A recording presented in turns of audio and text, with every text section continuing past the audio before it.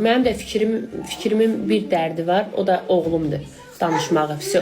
Mənim bu həyatda şükür bu günümə heç bir dərdim, heç bir problemim, heç bir şeyim yoxdur. Mama, baba, gəl, get, iç, mən, belə deyir, nə bilim, danışmır da güzel. Uca 2 ildir. 2 yaşından başlamışam da üstünə düşməyə. Danışa bilmir, qışqırır. Hmm.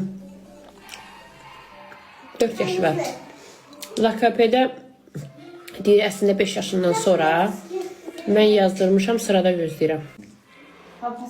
Göz təması var. Du sollst so festhalten, einfach so rechts und links. Prosta çox əsəbidir. Çox əsəbidir ya. Həkim dedir ki, danışa bilmir, ona görə özünü... Amma belə gəlir, əlimdən tutur, aparır, deyir ki, ver soku, ya ver şkafın başında onu, ya almanı ver mənə, belə. Amma gəl ki, cümlələr qura bilmir, tek sözlər deyir. Mənim də oğlum elə idi. Neçə yaşında danışdı sizin oğlunuz? Həkimlərə kontrolləri aparırmışlar. Hər 6 aydan bir 2-3 kontroldən keçir. Mən çox tez düşdüm üstünə. 2 yaşında başladım düşməyə üstünə. Çünki gezməyi də çox gezdi. 2 yaşında gezdi. 2 yaşında gezdi.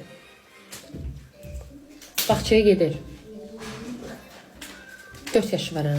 Amma bu hər şey danışır. Bu 3 dildə danışır. Almanca danışır, Nemetscə danışır, Azərbaycanca danışır. İngiliscə danışır, Azərbaycanca danışır. Dalia 3 dildə bilir. Həkimlər də deyir ki, əkizlərdə çox vaxt biri çox aktiv olanda, biri pasiv olur.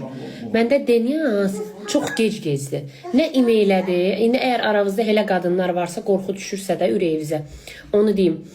Mən Denyazı şey aparanda, fizioterapiyada gezməyi üçün, həkim mənə dedi ki, bilmirik, nə bilim, nə belə biraz qorxu yanatdı da özümə, tam fikrini demirdi. Deyirdi, bu uşaq niyə imeyləmir, bu uşaq niyə gezmir? Hər uşaq fərqlidir. Qızlar, inanırsınız, özünü belə sürtmür. Belə gəlirdi, otururdu, düşürdü. Otururdu, düşürdü. Belə idi.